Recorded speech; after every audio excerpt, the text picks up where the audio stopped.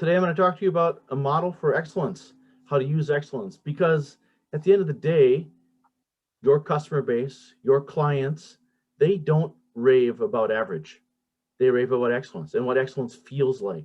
So I'm going to walk you through this morning how the 9001 management systems are effective for your organization. But just a little brief background for Enterprise Minnesota before we launch into the content. Enterprise Minnesota is a statewide consulting organization that helps only manufacturing enterprises through 5 areas of expertise. The strategy for your organization. What are you focusing on? Where are you going? Kind of support some of the boss topic a little bit earlier this morning. Talent. How are you drawing your people, building them up and growing your next level leaders and making them accountable and responsible? Peer-to-peer council activities, interactive. Sometimes a CEO doesn't have a peer they can talk to, and this is a great way to learn and build ideas together. Continual improvement, making a better day for your organization, a better day for those who care about your organization. And lastly, framing it up with a management system and how it ties together across all parts of your organization. I'm going to focus here today, but you're going to see me step into strategy, talent, and continuous improvement as I walk through this model this morning. You'll see how they fit and draw together into a full operating system for your organization. Briefly about Zoom today. Thank you for your ability to either choose video or not video and staying mute when needed. There will be some time for you to interact. We will have 2 breakout sessions this morning. When you are teleported to those breakout sessions, then your participation is encouraged. I will give you instructions on the screen before you're piloted away to those breakouts. I'll ask for your reactions if necessary, or chat to give me some feedback on some of my topics and information. Also in the background, Amy Johnson's going to help put up a couple polls today. Your response to those polls will be appreciated. We'll give you about 30 seconds to a minute to respond to the polls, and we'll be able to share those things on the screen. So thank you for your interaction and participation as we walk through my presentation today. Manufacturing excellence using 9001. Just a brief background for myself. I've been in manufacturing for over 20 years. Lots of different organizations and different places I've touched. Injection molding, rubber, plastics, cast metal machining, wood industry, electronics, box builds, high-end electronics, and a few even non-manufacturers in my background as well. I get to draw the experience not just of the places I worked, but the suppliers I touched and the customers I interacted with. I get to bring their models together, their ideas together to make it a stronger system. And all those pieces together help develop excellence as an organization, and I'm going to share some of those pieces with you this morning. Improvement grew from the Deming cycle in the 1950s. This plan, do, check, act cycle that Edward Deming built remains a great management concept today. And in fact, the ISO 9000 management systems, all of them, 9001, 13485, 14001, the aerospace 9100, or even the automotive guys are all drawing from this plan, do, check, act feeling. And we're going to use that as our stepping points through ISO 9001 and what it means to a manufacturing organization such as yourselves. So we draw together the pieces of plan, do, check, act.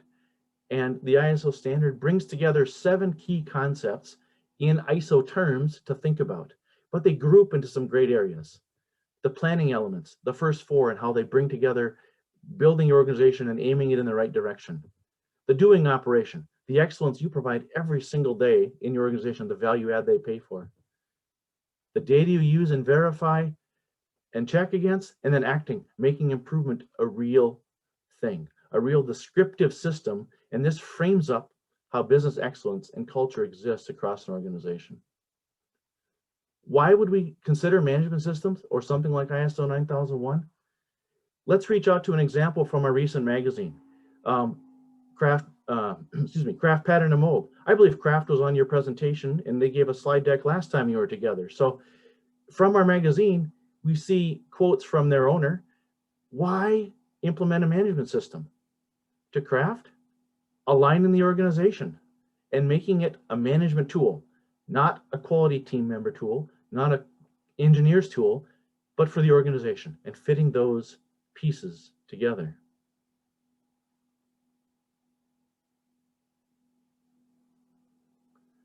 If you were considering a management system, why would you as a manufacturer implement a management system, or why have you implemented? So we'll ask Amy to launch our first poll, if you would. Thank you.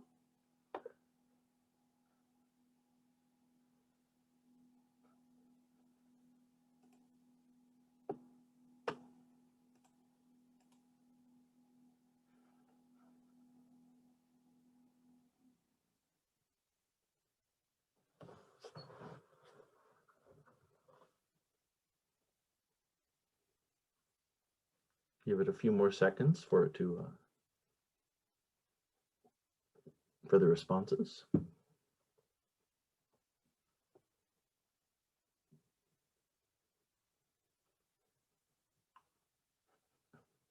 And our results. Wow, high percentage to improve your business. Wow, you're going to fit right into today's presentation excellently well.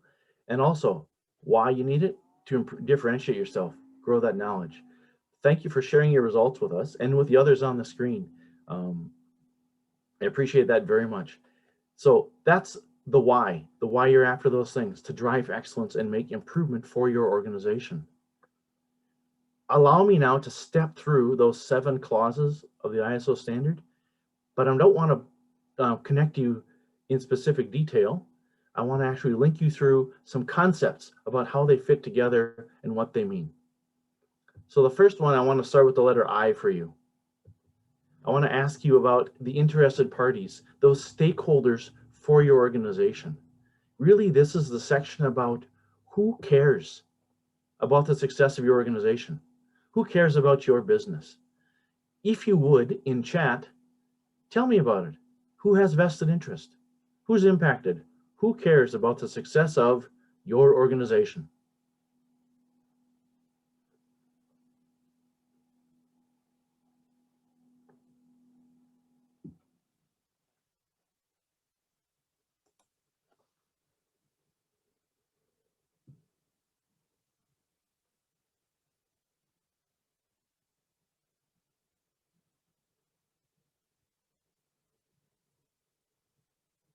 Employees, those we help and care about, the owner.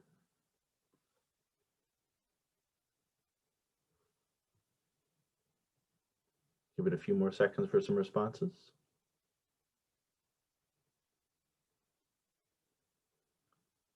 Bruce's shareholders care.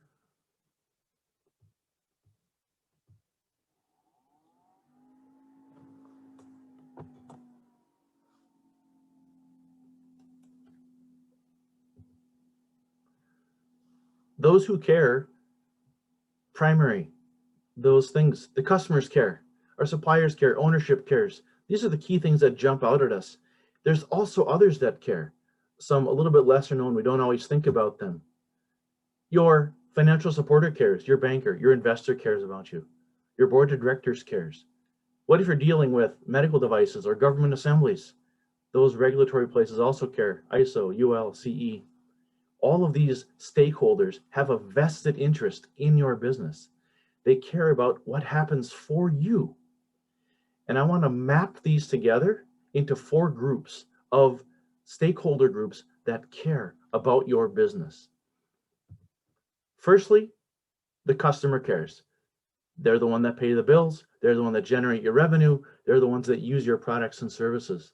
The customer cares, and they're the top of our diagram here, our top of our triangle. The second group to care about, I'll call the management group.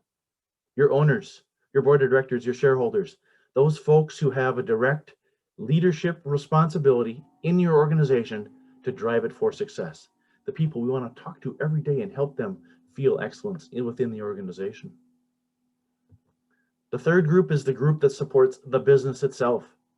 The suppliers who give you your inputs, your providers on the outside, your financial backers to make sure your cash flow is helpful, the things that make the business operations run every single day, your equipment suppliers, for instance. And the last group, the employees, how the employees come together, their families, and the greater community. They all have a vested interest in you. We want to deliver and return to their households so they can then give to our organizations to make manufacturers grow strong and successful. This is why we exist. but they're not independent groups. They're interrelated. They are interconnected. They rely on one another. The relationships have to balance. If we push too hard on customers, the balance gets offset and out of balance for us. If we push too hard on succeeding for only management, the employees in business may be stretched beyond their needs. If we focus only on being employee focused and only their needs, we maybe don't deliver what the business needs as well. We have to balance these things. We have to interconnect them. And when they're interconnected, excellence appears. Because again, these 4 stakeholder groups will rave about excellence. They're not going to rave about average. How do you draw and retain colleagues? How do you attract new customers? How do you make improvement show up in the business? By working through these relationships. This relationship feels a lot like this MC Escher drawing of hands drawing hands. The hand can't draw itself. It needs its partner to help it and grow and build it together.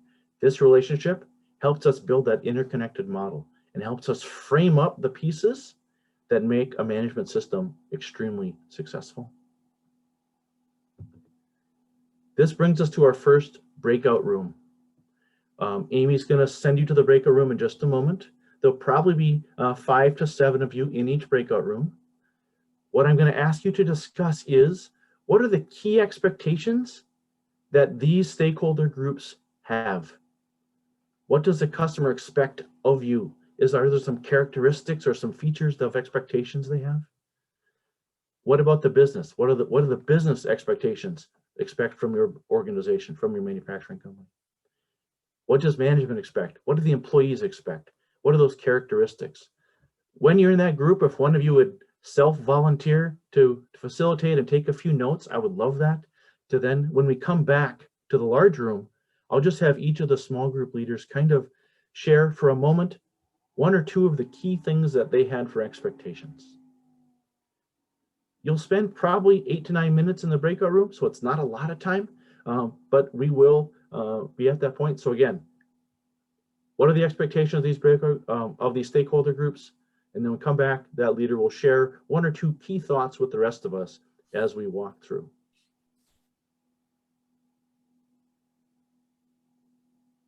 Thank you for setting it up, Amy, and have a safe travel through time and space.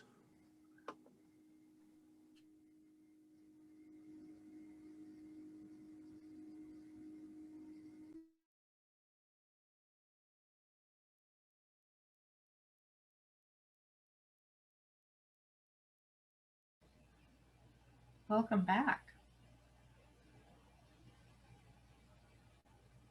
Wrong button. So.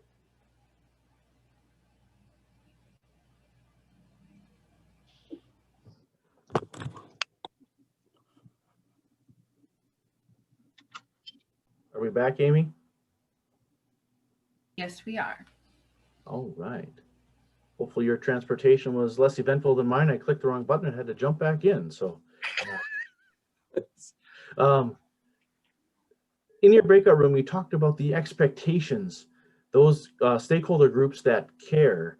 So as we pop around the rooms, and I don't know who was in which room, so I'm going to have to do a little bit of guessing here, but were there expectations when we focused on the customer or the business or the employee or the management group? So I know, Les, you had a room that you were part of. So were there any particular things, 1 or 2 key points that your room talked about for the expectations from these different stakeholder groups? Right, we had sort of an interesting mix. Obviously the customer, at least from my point of view, we have a customer who requires it. So we do work for a company that makes automotive parts, and that's required by the automotive ISO system that outside testing laboratories be accredited. And so that's, without that, we couldn't do that work. So that has a huge impact, both for financial impact for us and everything. And I think, and we talked a little bit about, we have our business partners that, like the banker and the accountant, that are all intimately involved in who we are and what we do. And obviously we're a real small company. We only have 9 employees. And so to the employees, this is a critical thing about our success. And I should point out that we are ISO accredited, and we've been accredited for, I think, a little over 10 years. And it's been amazingly successful. in terms of, I think, making us better. And I think your earlier term for excellence is the key. That's one of our company main goals, is a level of excellence. Thanks, Les. Another small group facilitator. I can go. I was part of group 3. We had a good discussion primarily around customers and employees. Customers always want, whether it's a business or consumer to consumer, they want to get more value than what you're paying, than what they're paying you. And the things that go without saying is the service and the product and the quality. And if they need support, are you going to pick up the phone and be responsive and partner with them? A lot of times for the long run, people are looking at not short-term relationships, but longer ones. With employees, they've got more options these days, and they're looking for the companies to be fair. You want to be fair, they want to be competitive, they want to be market priced. You want to have, both in compensation and the overall benefit plan, the culture that you have. And we felt like they want you to be sustainable. They know that everybody's got to make money to be successful going forward.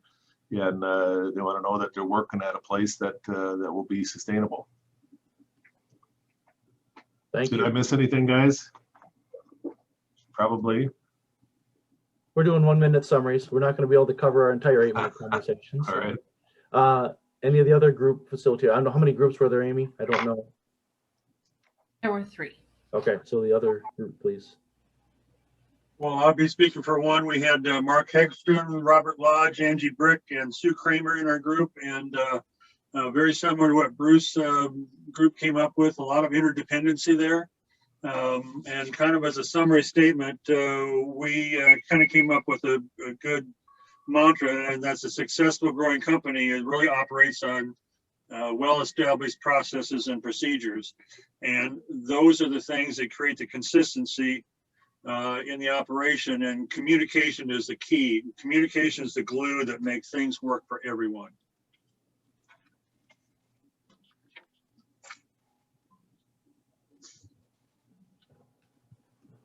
That's my story, and I'm sticking to it. Excellent. Excellent. I think that was all 3 groups represented. Again, the interrelationship matters. The balance of this relationship is part of how your business operates and runs, and it drives towards excellence. And this model supports the same things that Enterprise Minnesota does as an organization, supporting your business to make sure that we frame up the right pieces of your business to make it a high-performing organization. And they're connected. They are interrelated parts of your business. They're not standalone. That concludes our largest section, our most time spent this morning anyway. Really, that first question, the interested parties, really letter I, who cares about your business? We've explored that in detail. The next section, I'm going to give you the letter M to drive from. This is the management and leadership section. Which relationship are we focusing on? It's this one, that management is the role model for the organization, and you're focused on achieving results for those stakeholder groups. So management has to satisfy the who cares bucket. 3 key thoughts around what management is responsible for: your business strategy, aiming at the customer, what they need, and aligning the organizational pieces to make it happen, making sure that these 3 pieces come together.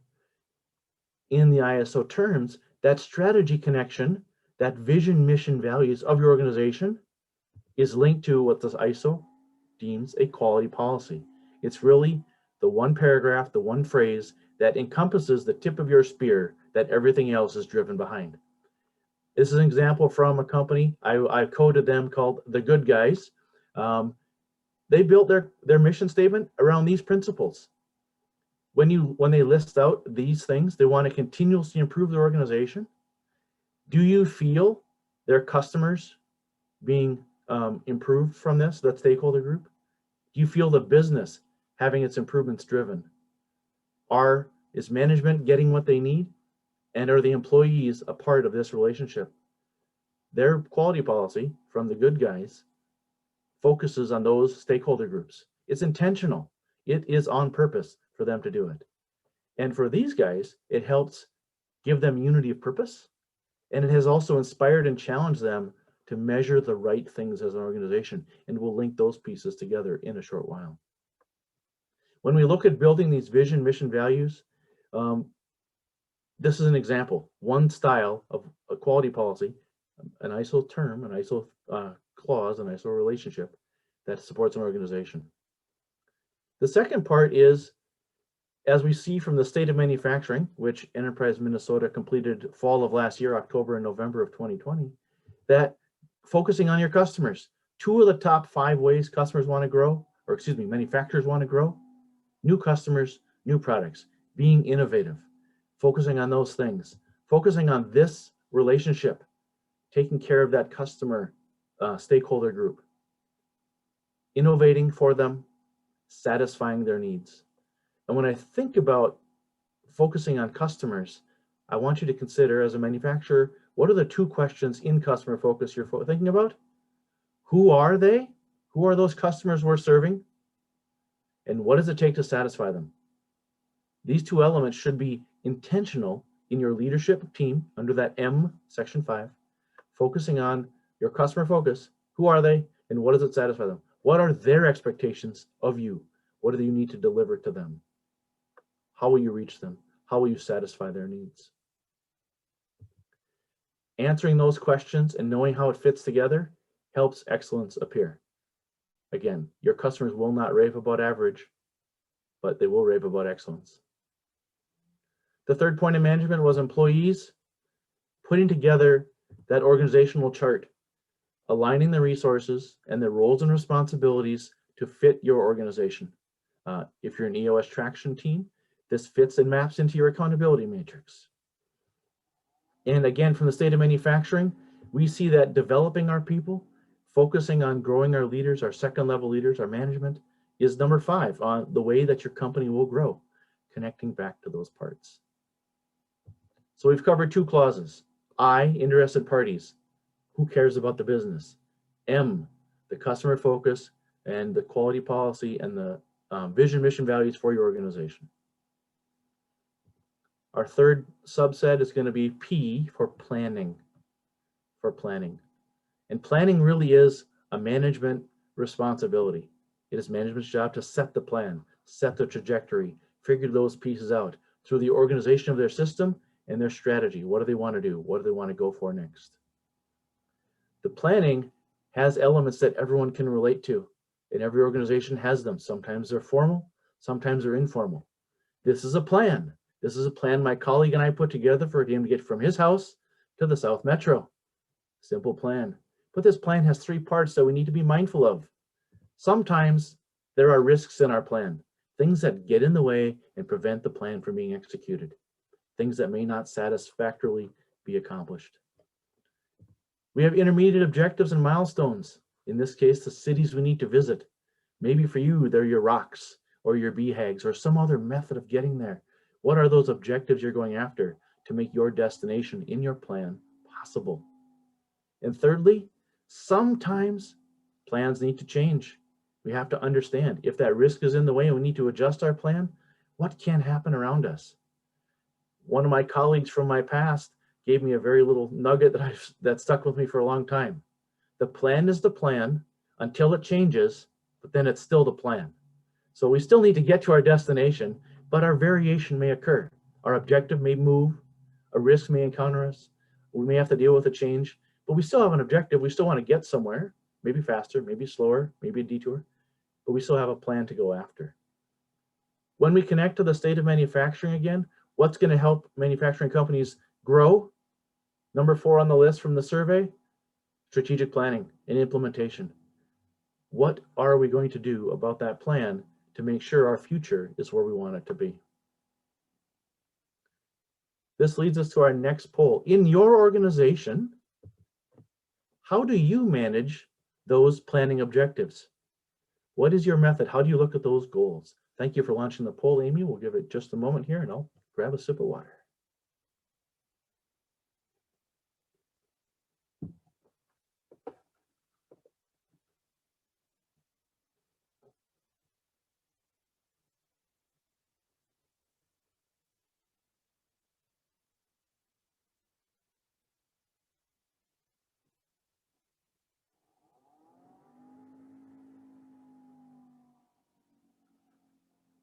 few more seconds. We can close the poll, Amy. Internal scorecard, number 1. That's not one I see often, but thank you. That's usually it's other places, so that's surprised me. Normally it's not the most common response. And rocks, anybody who uses the EOS traction model and relates to that, that makes complete sense. There are ways. And synergistically, matches very well with any ISO management system, the EOS traction tool set and tools and approaches. Thanks for sharing your feedback and information around planning.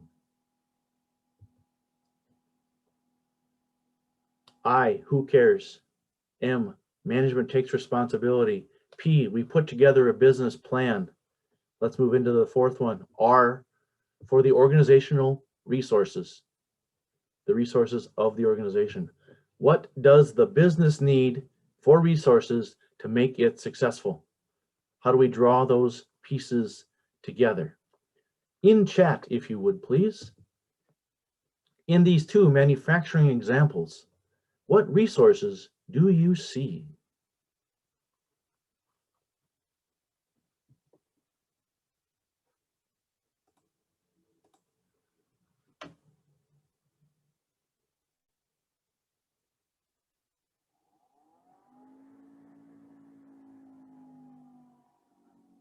Technology, employees, skilled employees. I like that even better, Sandy. Thank you.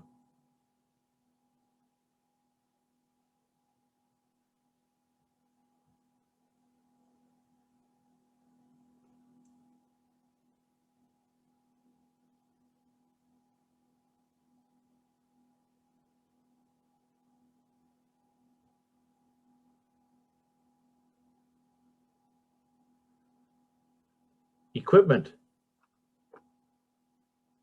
Thanks, Robert.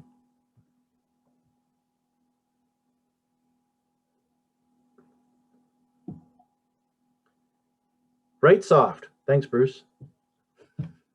I don't know if this exactly is right soft, but we'll give Bruce credit there. We see equipment, we see materials. A few other thoughts. You see infrastructure in a building, HVAC systems, lighting, electronics connections, IT systems, and technology communication. We see work instructions and documentation posted. She has measurement tools for the electronic test she's running.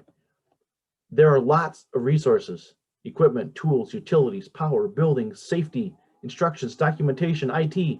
All of these resources are part of our plan, drawing them together. I am not going to dive into every single resource type. I'm going to focus on just one today, but being mindful that a management system focusing on excellence addresses all of these systems pieces, all these resource pieces. The one I want to focus on and look at is just the people side, just the one resource, the one that was identified first. The people are in our business and they drive it. The reality is we need people. They are our lifeblood. They transform our products. They deliver our services. They bring value to our customers. They're creative with their solutions and ideas. They improve the business. They're engaged by management, coached to deliver, accountable and responsible. And when they're resilient, they act flexibly to help us achieve extraordinary results. When they're engaged, hearts and minds, they will rave about your excellence. When it's average, their engagement is challenging. And at the end of the day, procedures and policies are necessary for the business, but the ink on paper is transformed through people. It gets done through people. So we need them. Another example from our magazine is States Manufacturing. They talked about why people matter in their organization. Here in their excerpt, you can see how they linked their vision, mission, values, their core value, into the daily work and culture of the organization, the people side of the business. When helping them implement their management system, we were deploying their color prospect. And one of their second shift machinists raised his hand and said, you know that R, that respect we have, I think about it this way. At the end of the shift, I put my tools away. So when the first shift shows up the next day, he knows where to find them. He knows they're all in good working order, and he can do his job well because I have respect for his tools and my tools shared. Wow, I thought that was a pretty engaging side of how people are engaged in a management system and how that colleague gets their core value, what color means to them.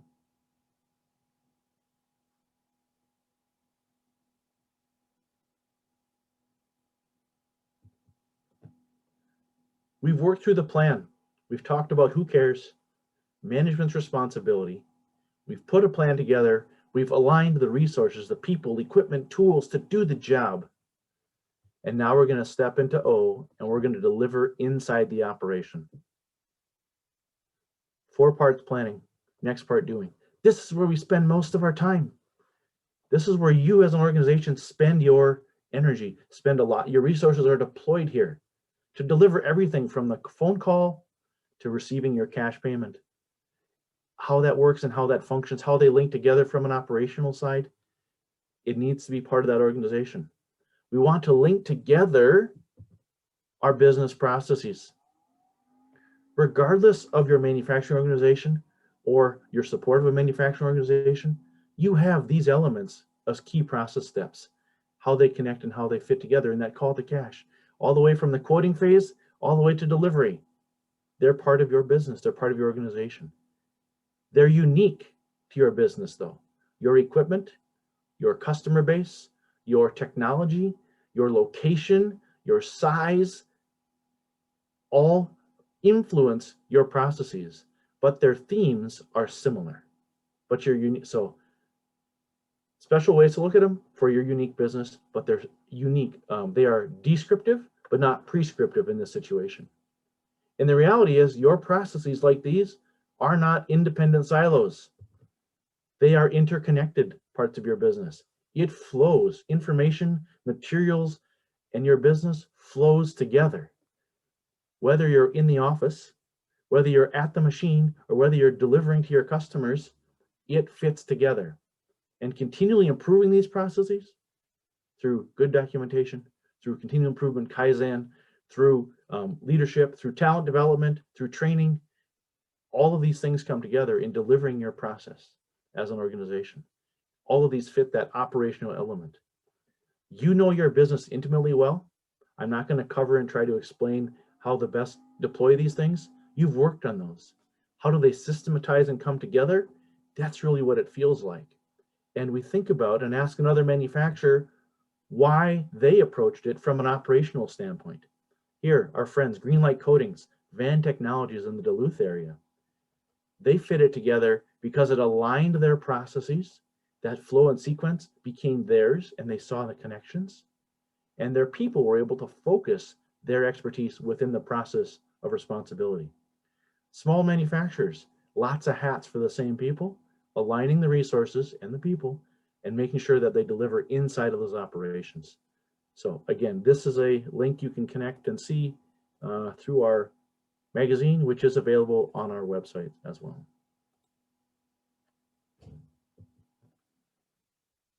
I, who cares, M, management, plan, resources, and deliver in the operations. We've now delivered to our customer. It's now time for that reflection point. We need to use a little bit of data to verify and decide from. We've now done the work. Was it the right work? What are we measuring? What are we monitoring? How are we connecting those pieces together? Other ways of measuring: conducting internal audits, either internally or from your customer or on yourself. Conducting management reviews. For the EOS folks, those are your L10s and your quarterly check-ins. How those things fit together. How do they map and zipper up? What data are we using? Not to look at the rearview mirror. The data is nice, but what does the data tell us about where we're going when we look out the front window? Where are we driving this next as an organization? Your participation in a breakout room, this one will be about 6 minutes.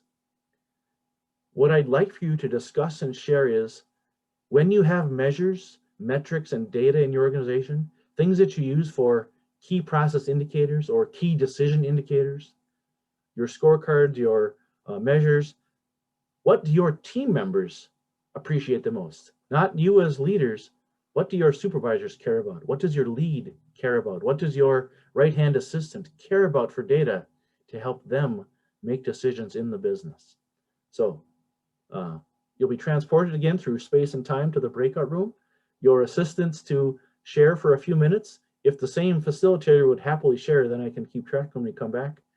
What do your team members care about for measures and feedback within your organizations? Thanks.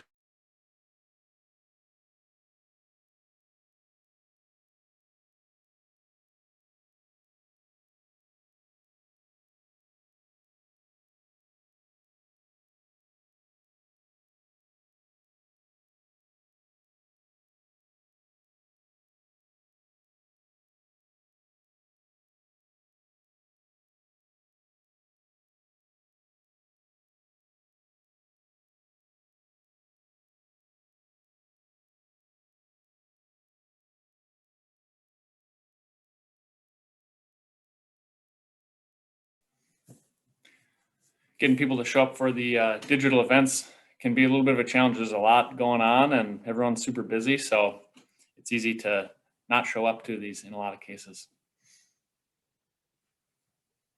Yeah, I love the idea of checking in. We have webinars and so many people are interested and we get really excited and then not everybody shows up. So I'm curious about checking in with people beforehand. That's a great idea. All right, welcome back. It looks like Keith, the crew is all back.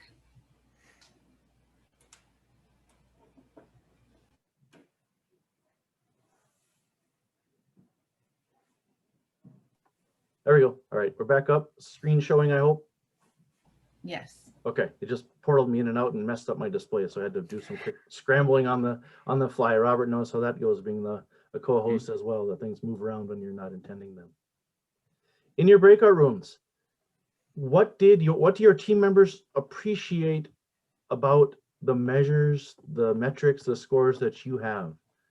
So, Mike, why don't you share your thought or two first, please? Yeah, one of the major core points that we were kind of discussing was they need to be relevant. They need to matter. It needs to be the right stuff. And kind of also people want to leave work every day knowing that they did a good job. They need to have that, you want them to have that good feeling, I guess. So the measurables as timely as they can be is important. It has to be, has to communicate some message that these things are important to the organization, whether it's quality or output.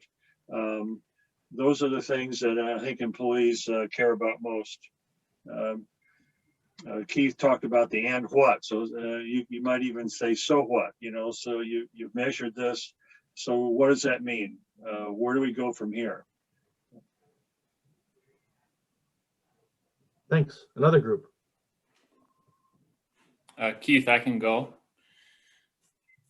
We talked about one of our group members there in ESOP, so they talk about and show continuously how the production impacts like the bonuses and the incentive comp that employees can get. So the employees get to see almost real time the financial impact that they're going to get out of their productivity, and that's been effective. Another one is a quarterly incentive program that has weekly updates, so things like on-time delivery. So from the customer service standpoint, the on-time delivery is really good. And then from the internal standpoint, there's a benefit for the employees to be able to hit those numbers. Thanks, Robert. And the last group. Keith, I'll go with our group here. We talked a lot of the same thing everybody else has covered, but making sure that, we had accuracy and relevant information. We gave it timely. It was things that employees can use, being very clear about how we calculate them and they understand them. And again, making sure we use them for like on-time delivery, accuracy, what our customers want with, again, quality measures, and using it and some of us used it as well for incentive programs, whether they be quarterly or we're implementing them. But again, that consistency and accuracy and timeliness to the employees. Communicating well in an open book. Thanks, Dan. Haven't seen you guys in a while. Maybe I'll have to stop in one of these days. Anytime. Was that all the groups we had? 3, Amy? Yes. Okay, thank you. Team members care about data, and management cares about the data because we want that evidence-based decision from the organizational standpoint. What are we going to use? Are we using production SPC? I know Les, in your metallurgical business, statistical analysis is part of your data. What about the charts and measures? The other thing I want to ask you about is KPIs and KDIs. What are your key performance indicators? Rearview mirror. KDI, key decision indicator. Now that we know what is leading us to next, what do those think about? How does this data come together? This data links back to your plan. How does it connect? How do we fit those pieces together? These are just some examples. There's lots of ways to collect data around making this verification step, step 9 for your organization. A brief poll. As your leadership team looks at your measures and looks at your goals and trends, yes, no, and how often? What is your cadence? What makes sense to you? Those of you who announced rocks before, I presume it's going to be quite common. Maybe even weekly should show up here for some of those L10s, but your best response, if you would, please.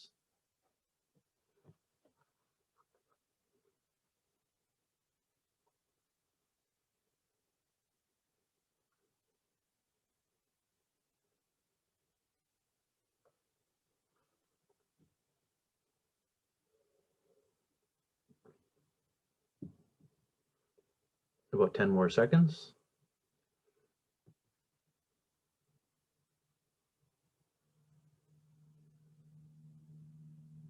We can close the poll, Amy.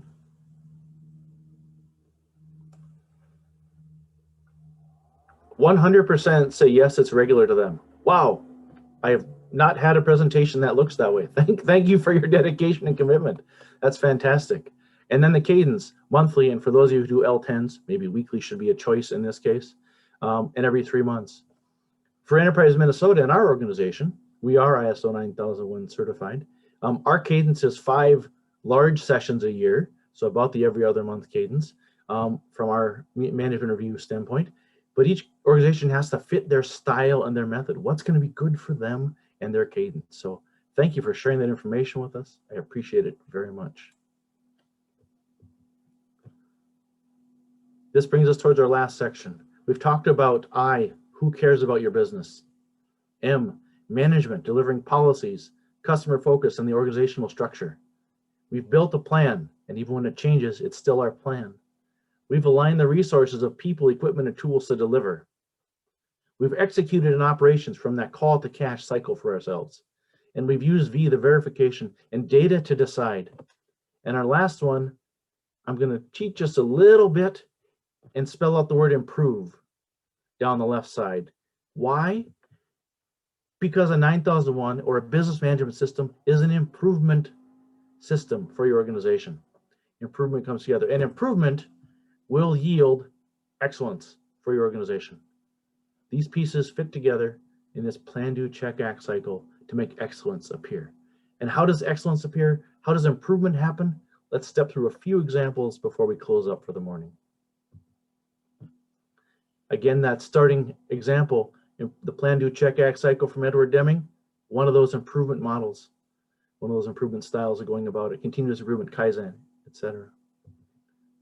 Improvement is intentional, and improvement is focusing on the baby step today because we are playing a long game. We are working towards improvement, a step up. Every little day, a step of improvement, markedly driving towards our goals, markedly making it a better day, leveraging our people's talents and making continuous improvement an expectation of the organization. Not a nice to have, a have to have. Coming full circle, linking that back when we go to the state of manufacturing, what do manufacturers say is going to be some of their drivers of growth? Number 2 on that survey, maximizing productivity. Continual improvement for the organization is an intentionality that will drive a company's future growth. Natural, inherent, and intentional in the organization. My last testimonial, if you will, is from our partners at Northwoods USA. Why did they drive an improvement model? They wanted a better day, separate from their competition, and drive business performance through the entire pieces and elements of a management system.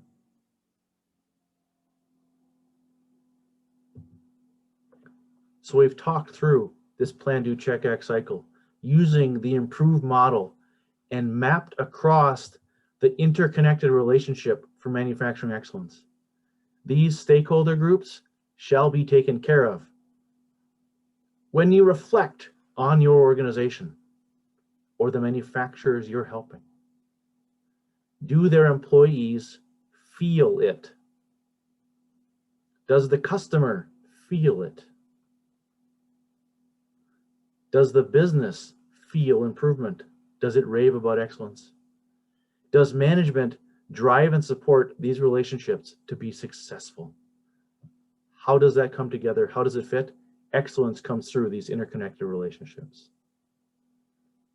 So if I ask you to take action today, what's one thing you can do to improve your business management system? What would you think about? Some of you shared them in small groups with others.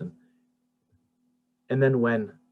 This is a call to action. This is a call for you to take action and say, what am I going to do today to make it a better for our organization?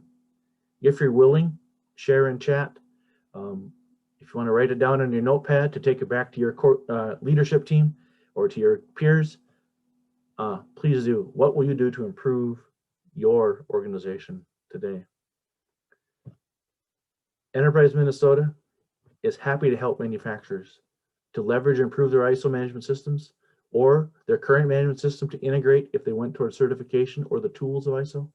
Happy to help. I thank you for your time. If you want to reach out to me through chat or through my contact information on the screen, please do so.